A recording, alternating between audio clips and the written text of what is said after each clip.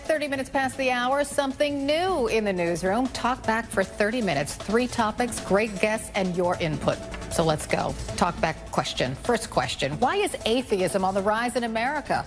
What do Kathy Griffin, Julianne Moore, and Facebook founder Mark Zuckerberg have in common? All are atheists, and they're proud of it, and why not? 1 in 5 Americans claim no religious affiliation at all. We asked this question in light of Pope Benedict's resignation. He's stepping down because of age, but no one can dismiss the fact his tenure has been marred by sexual abuse involving Catholic priests. But let's not just pick on the Catholic Church. What about the extremist men of God who provide fodder for YouTube sensations like the Amazing Atheist guy? Here's the debate over whether godless schools caused Newtown. We've kicked God out of our public school system. And I think God would say to us, hey, I'll be glad to protect your children, but you got to invite me back into your world first. God didn't save the kids because he's not allowed in school. So all of a sudden, God just respects the law of man? Isn't he an all-powerful being? So the talkback question today, at least the first one, why is atheism on the rise in America? Joining me now to discuss this are William Lane Craig, the founder of reasonablefaith.org, Reverend Markel Hutchins, a civil and human rights activist, and TJ Kirk, who calls himself the Amazing Atheist. Welcome to all of you.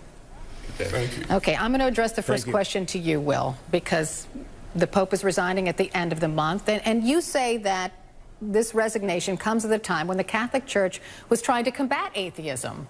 Yes, the rise in the non-religious, or the rise in secularism in Western society, has been one of the concerns of the current Pope. He faces tremendous challenges to Christianity from both the left and the right, and this Pope has stood like a bulwark against the challenge of secularism on the left and then the challenge of militant Islam on the right. And I have tremendous respect for him for his resignation today, because it shows that this Pope is not content to be a mere figurehead.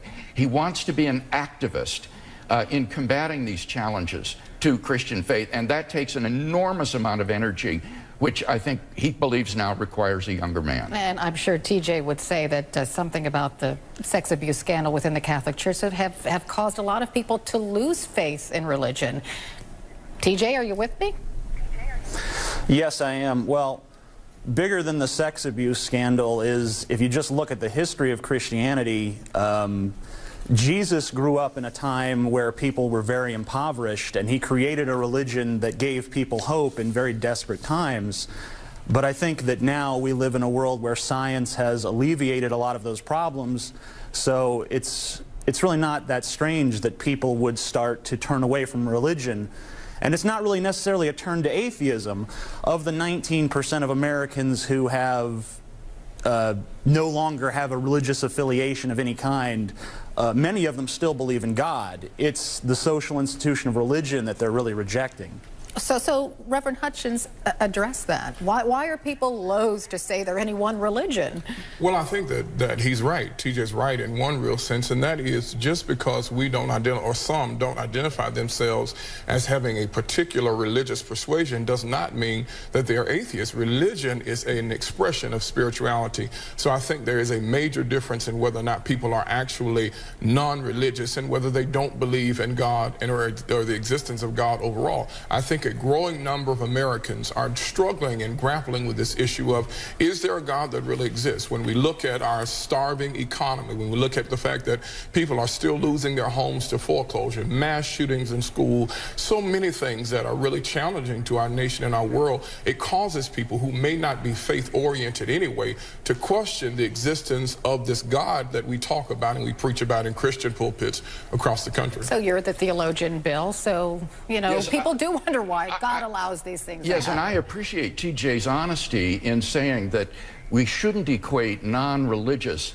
with atheism. In fact, atheism is not on the rise in this country. It's around 2 to 3% of the population. And the reason people identify often as 5%. I think it's 2 to 3 from the studies I've seen. But the reason people often identify as non-religious is because denominational labels have become so much less important. People don't self-identify as a Presbyterian, a Catholic, a Methodist, an Episcopalian. And so, as Markel says, very often these people do believe in God. They have a prayer life, they have a spiritual life, but denominational labels are a lot less important. And the second point that, if I... I'd like TJ to get in here. The thing that is really kind of important about that, though, too, is 5% of people self-identify as atheists. It's also kind of disingenuous to say that people who don't believe in God yet don't identify as atheists aren't atheists. They're still atheists because atheism is, by definition, not believing in God or in any sort of particular deity. So there's a lot of people out there who don't identify as atheists, but really they are atheists.